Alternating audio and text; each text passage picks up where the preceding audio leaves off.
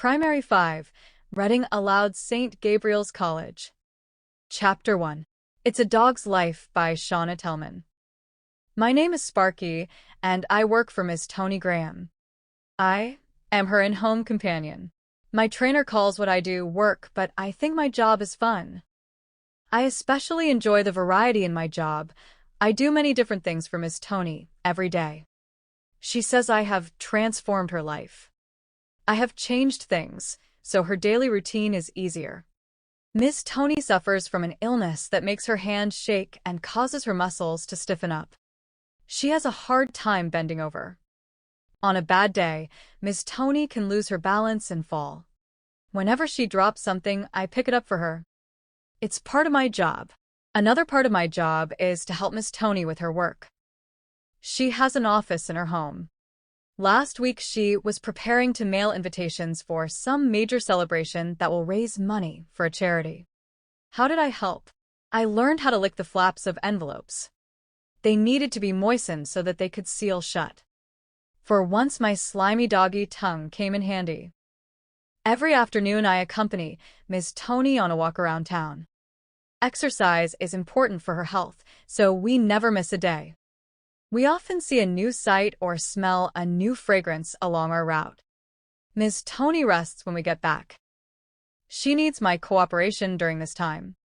I help her by being very quiet. I stay by the front door and keep my eye on things. If Miss Tony needs me, she rings a bell. Every so often Miss Tony can't sleep, so nap time is canceled. At these times she likes me to hang out and relax with her. The theory behind this is that petting me makes her feel calm. The idea makes sense. She talks to me and brushes me. This is one of the best parts of my job. I am very lucky to be a part of Miss Tony's life. People who have a hard time with day-to-day chores can become sad and lonely. Dogs like me help them feel happy. Primary 5.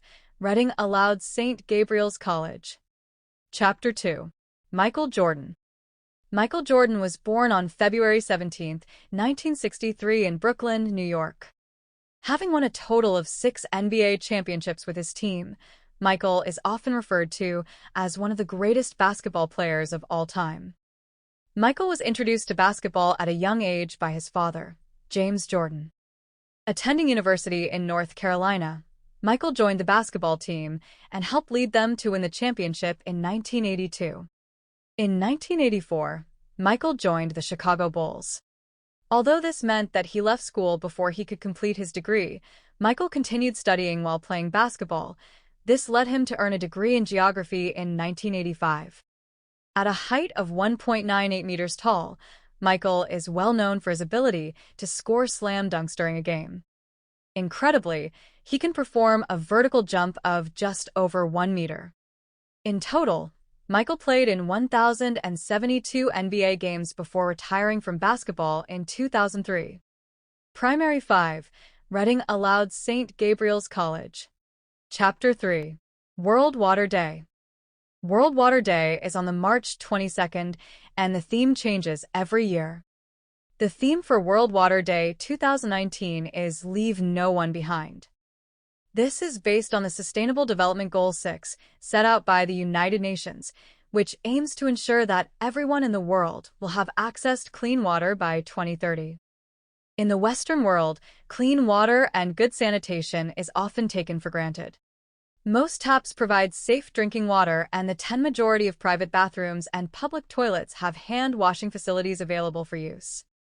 However, billions of people around the world still live without access to safe water or sanitation facilities.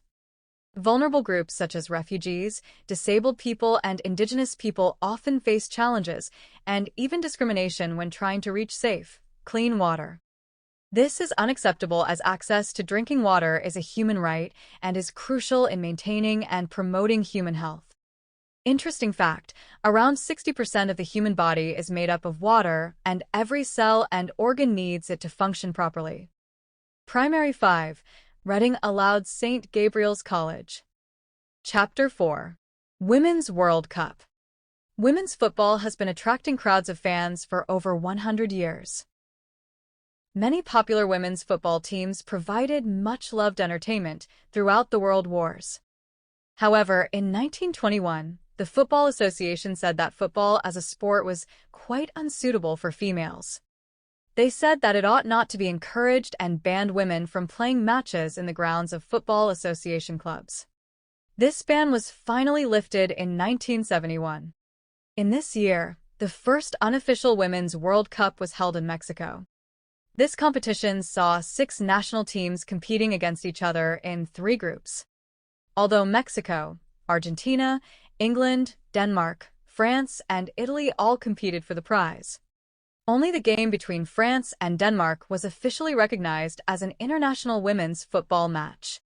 Finally, in 1988, a women's football competition was held in China. This competition was a test to see if a women's World Cup would be a success. 12 international teams competed for the prize, and after a tense penalty shootout to decide third place, the competition was called a huge success. The first official Women's World Cup was held in China 3 years later.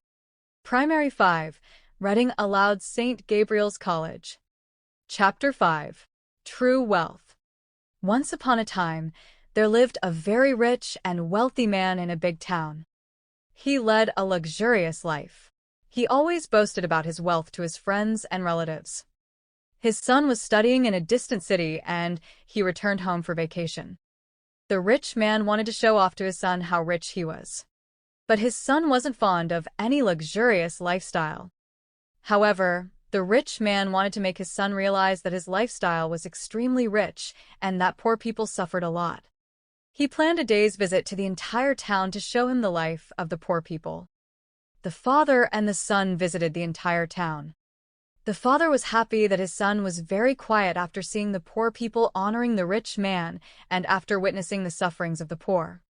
The rich man asked his son, "Dear boy, how was the trip? Have you enjoyed it?" "Yes, my dad, it was a great trip with you," the son replied. "So, what did you learn from the trip?" the father asked.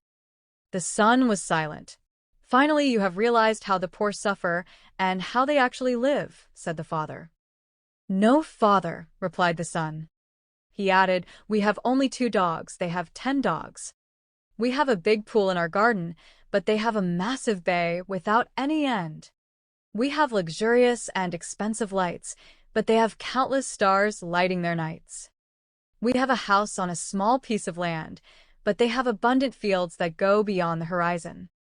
We are protected by huge and strong walls around our property, but they bond with each other and surround themselves with their fellow beings. We have to buy food from them, but they are so rich that they can cultivate their own food." The rich father was stunned and speechless on hearing his son's words.